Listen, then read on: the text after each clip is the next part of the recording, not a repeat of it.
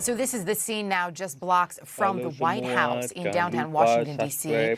after two members of the National Guard were shot and critically wounded this afternoon. The Guardsmen were near a bus stop outside a commuter train station when, according to police, a gunman came around the corner and intentionally targeted them.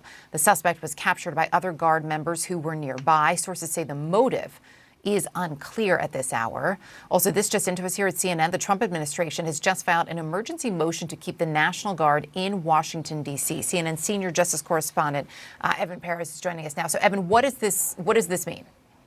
Well, what the Trump administration is doing is appealing this order that came from a judge just a few days ago, siding with the D.C. Attorney General's office, which had sued the administration over the deployment of those National Guard here in Washington, D.C. Now, what the city Attorney General had filed was arguing that the administration, that the president had exceeded his authority to use and to deploy National Guard on the street of D.C. to essentially do crime fighting, to not for other purposes, including perhaps putting down an insurrection, right, which is the purpose of the National Guard in the city. And so a judge had agreed with the D.C. Attorney General's office, but had stayed the ruling for a few days to give the administration time to appeal, and that is what now has happened. The administration is saying that essentially this ruling really does interfere with the president's authority to deploy the National Guard, and it is his sole authority to be able to decide how to do that, Erica.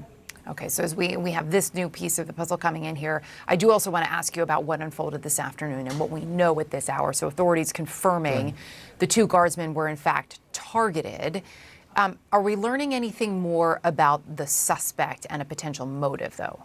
At this point, they have not identified the suspect, and we don't know a motive. Certainly, the authorities have not said a motive, but the way it played out, it appears that this was an ambush. The assailant comes around and comes at a pretty high rate walking, and these guardsmen never saw him coming. He manages to fire off at least 3 shots.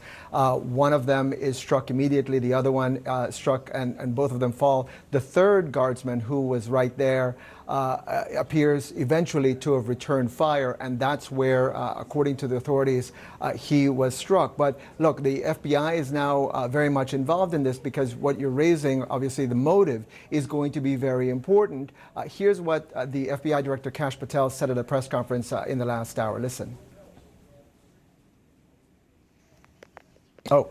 Well, we don't have his sound ready, but what he was describing is simply the fact that these were federal officers that were targeted makes this an FBI investigation. Now, I can tell you this, Erica, behind the scenes, FBI is putting all of their resources into this. They are counterterrorism agents. They are people who obviously have a lot of experience in these types of environments, in like urban settings, shootings in urban settings. So those are the resources that are being brought to bear, because they are right now trying to figure out, again, what motive could be behind this. And obviously they're going to be looking at some of the video. We know that this happened right next to the Farragut Square, which is right near the White House, just a couple blocks north of the White House. And there's a couple of metro stations there, so there's very good video of everything that happened from the Washington metro system. That's what they're studying, and again, they're using all of that to try to determine what possible motive. Apparently, in his initial interaction with law enforcement, he wasn't cooperating, but obviously that it may change in the near future. In the meantime, they're trying to work to identify him and figure out whether there's anything else that this person was trying to carry out here at that scene, Erica. All right, Evan Perez, appreciate it. Thank you. Sure. Such an unsettling situation, understandably, amplified, of course, by the fact that it is the night before Thanksgiving.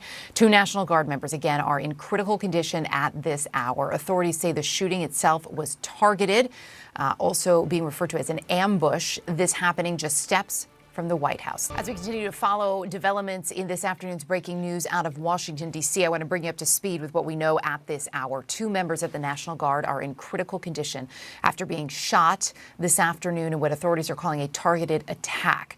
In a social media post shortly after that attack, President Trump said the suspect was seriously wounded. Now, the administration has filed an emergency motion a short time ago to keep the National Guard in Washington, D.C. The president also, according to the Secretary of Defense, ordering an additional 500 National Guard troops be posted in Washington. Back with us, Donell Harvin, former Chief of Homeland Security and Intelligence for the government of the District of Columbia. Good to have you back here. So looking at what we know at this hour, we're told this was an ambush, that it was targeted, but we do not know a motive exactly, and the suspect, we're told, is not cooperating. Given those parameters, what is happening at this moment in the investigation as law enforcement tries to get a better sense of who this person is and why this happened? Yeah, and this is not unique to investigations. When there's no suspect or when the suspect has been killed or deceased, law enforcement is still able to backtrack their communications, their movements, and understand what their motive is. So I think motive is very important here. The individual, while he's not cooperating, they can get fingerprint from him, they can get DNA from them. And I'm sure they're running those through national and international, quite possibly, databases right now. The important thing is to understand, while we do have a suspect in custody, that there aren't other individuals that he either were planning this attack with or that may have known that this attack was happening and may be complicit in reporting this. And so that's what they're backtracking now, along with the motive, which everyone wants to know, to make sure that this is truly a lone actor. And there is what will be incredibly helpful, and I'm sure is already helpful in this moment, even though we don't yet have the details, the sheer number of cameras that there are in Washington, D.C., the angles and what would be available to investigators in that location. Absolutely. And Washington, D.C. is one of the most heavily surveilled cities in the world. You can't go a block or two without being caught on some private or public building CCTV. And so whether he came in through the metro, there's cameras on the metro. If he was walking on foot, there's cameras all around, especially in that downtown area. If he drove and parked somewhere nearby, there's what we call license plate readers, LPRs, and cameras throughout the district on traffic lights. So they're going to be able to rapidly know. In fact, they probably already know who this individual is, and they're probably drawing up warrants to execute searches as we speak. So we're looking at live pictures here. That, of course, is the White House at the top of everybody's screen there who's watching now. So for people, Donell, who are not familiar with this area, this is in the neighborhood of 17th and I Streets. This is near the Farragut West Metro. Just give us a sense of how busy this area is at 2:15 in the afternoon on a Wednesday, how much law enforcement present there would be, given that we are just blocks from the White House. I mean, what would that look like? Who would traditionally be in that area? That's a very busy area for law enforcement. That's what we would call the expanded patrol area for the U.S. Secret Service Uniform Division. So you'll see uniformed Secret Service officers. They patrol that area, as well as D.C. MPD, as well as the D.C. Metro, the Metro Police that ride the metro stations. Layer on top of that, the National Guard. You're not going to be able to commit a crime in that location and not have someone on top of you within 15 or 20 seconds, literally. And that's what we saw. Even though these individuals were shot, other National Guards people responded so quickly and were able to subdue this individual because that area is really dense with law enforcement. Yeah, it is so important. Donell Harvin, really appreciate the insight, as always. Thank you.